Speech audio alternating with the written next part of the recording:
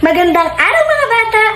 Ako si Teacher Mara at narito ako upang tulungan kayong alamin kung ano ang ibig sabihin ng pagkakaibigan at kung paano ang pagkakaroon ng sariling kaibigan. Ngunit bago tayo magsimula, narito ang mga kasanayang pampagatuto para sa aralin na ito. Pangkalahatang layunin na ipakita ang pagiging totoo sa pamamagitan ng mabuting pakikipag-ugnayan sa kapwa. A. Na iisa-isa ang mga wastong paraan sa pakikipagkaibigan.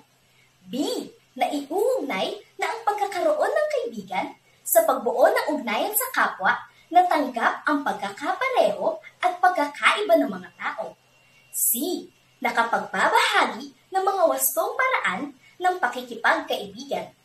Halimbawa, paggamit ng magagalang na pananalita, pag-unawa sa pagkakaiba-iba, wastong pagtawag sa pangalan. Ano nga ba ang ibig sabihin ng pagkakaroon ng kaibigan? Sila ba ang mga batang lagi nating nakakalaro o nakakasama? Ayon sa Webster's Dictionary, ang ibig sabihin ng pakikipagkaibigan ay ang pagkakaroon ng ugnayan sa isang tao dahil sa pagmamahal o pagpapahalaga. Ang pakikipagkaibigan ay simula ng pakikipagkapwa. Ang kaibigan ay isang espesyal na tao na mahalaga sa iyo at mas nakakaalam sa iyo kaysa sa ibang kakilala mo.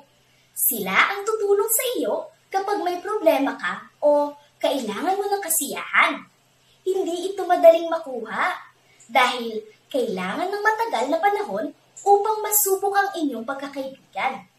Nakapag-isip ka na ba ng kaibigan na katulad ng pinag-uusapan natin? Pagiging magkaibigan, mahalaga na maunawaan natin ang mga bagay na pareho at magkaiba sa ating mga sarili at sa ating mga kaibigan.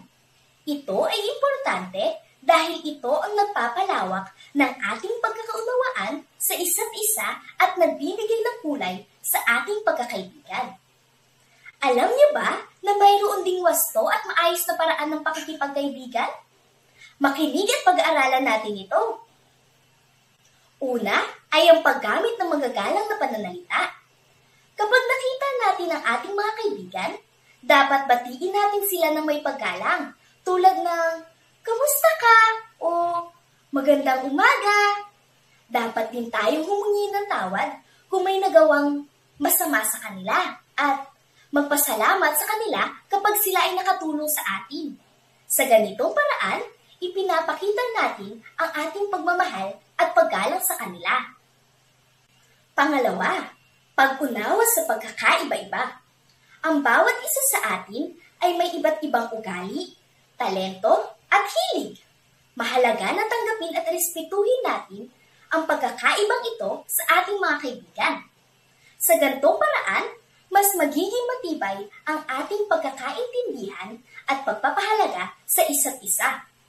Ikatlo, wastong pagtawag sa pangalan. Tawagin natin ang ating mga kaibigan sa kanilang tamang pangalan.